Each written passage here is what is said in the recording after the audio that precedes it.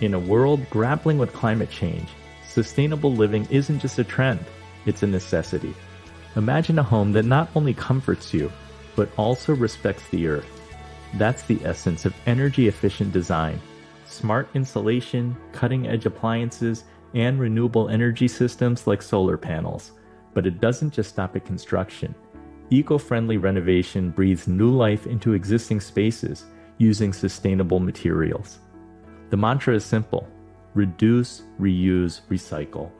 From decor to architecture, every choice you make can either strain or sustain the environment. Advances in technology are making it easier to be green. Solar tech is more efficient, and smart home systems let you control energy usage with a tap on your phone. Yes, the upfront costs can be daunting, but consider it an investment in a greener future. Plus, there are grants and tax incentives to ease the burden. So whether you're building a new or giving your home a green makeover, remember, sustainability starts at home. Make choices today that future generations will thank you for.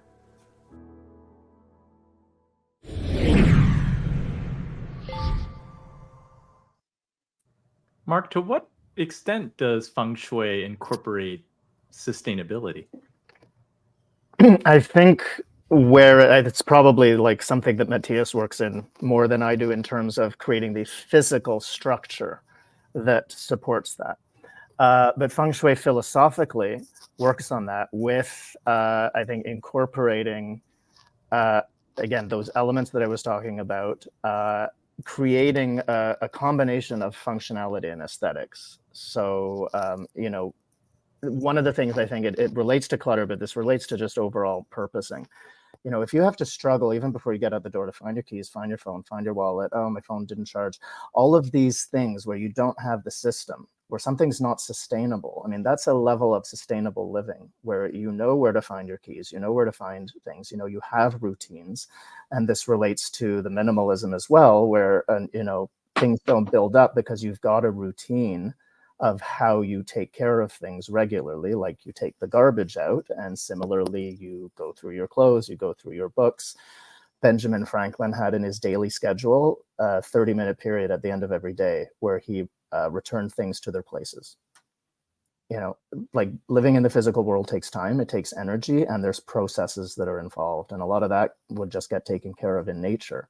So when we have that in the home, and if you have, composting, you have, energy efficiency, I mean, it just makes so much sense. That's how nature was designed to function. So I'm just thrilled that right now we have this technology that, architects like Matthias are bringing into structures, so that then the structures actually support that whole concept of natural living.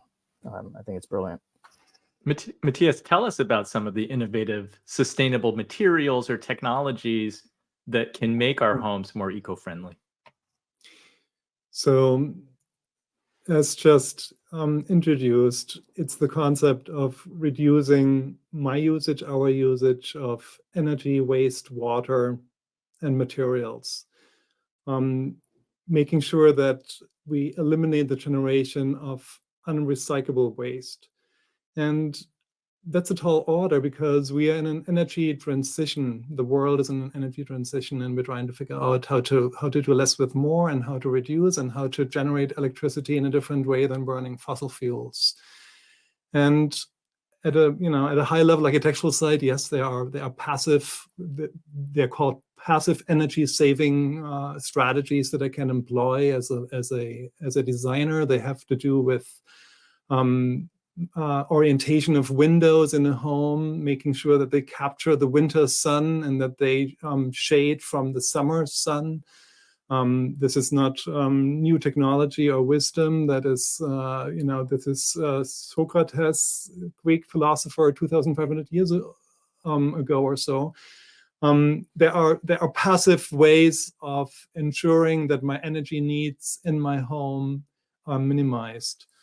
There are active ways we just heard about, such as solar PV or wind energy or geothermal heat pumps that recuperate heat naturally from the earth, which acts as an energy sink.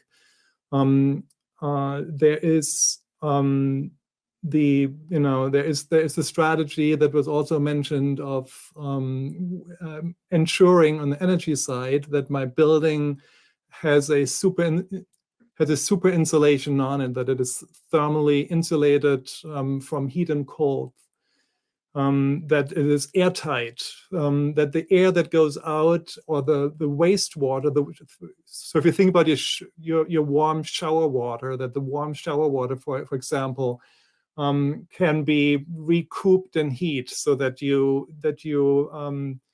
through what's called an energy wheel, you take back the energy that would otherwise be lost when you expel air, or when you expel your warm shower water. There are strategies around that. An important aspect is materiality, so the concept of waste mitigation in conjunction with the materials we use in a building, and that has to do with the circular economy, which is a buzzword for saying the materials I'm using to build my buildings ideally would be recycled materials. And there's a whole school originating out of Europe currently that ascertains how buildings can be designed in a way that they can be assembled and disassembled, taken apart, and reused again. There are urban harvesters, which is what they're called in Norway, for example, whose job it is really to document the deconstruction of buildings and the repurposing of recyclable building materials. Lastly, under that umbrella, there's the aspect of using building materials that are renewable. And it was mentioned earlier, the one and only renewable building material that we know is wood. It's bamboo and wood. And those two materials we can use to build buildings. And the idea there is that I can, store carbon in the building materials I'm using. Wood stores carbon, and that I, relatively to concrete or steel, really reduce my what is called embodied energy, so the energy that goes into making a thing. I can reduce that because I don't have to rely on high energy needed for steel or high energy needed for cement production. But I can use materials that are cyclical, that are part of our carbon cycle, the natural carbon cycle, and I can use them in building design. And it's not only sustainable, but it's also promoting health benefits, as mentioned earlier, and an overall more connectiveness to all things nature. I leave it there. Thank you. Leo, any Zen habits from a family of 8 that can really help to make an impact? On the environment? Yeah. We did some research around this. Like, I'm not an expert at all, but we did some research and looked at like what are the biggest impacts that we make on the environment based on what actually uses a lot of energy and carbon and all of that. And so we actually made some conscious changes, and we said, like, we want to live a life where we don't have to be perfect at everything, but what are some simple things that we can do? So my wife and I changed to becoming vegan. Some of our kids are vegetarian. That was the biggest one. That was one of the biggest ones. We drive an electric car, and then there's just the energy that we're using at home is the other big one, and then how much we bring into our lives in terms of ordering stuff online. And so it's just those were the few things that we decided we wanted to focus on, and they were simple, easy changes to make.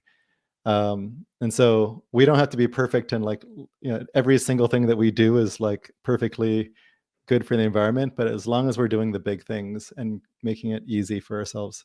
So for me, if you asked about Zen habits, it would be like, what are the simple, easy habits that we can change that actually make a big difference?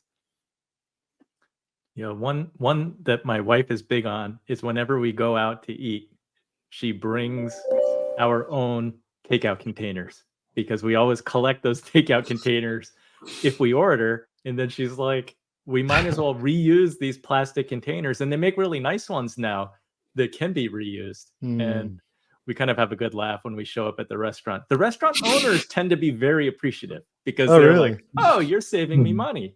Thank you. That's really cool.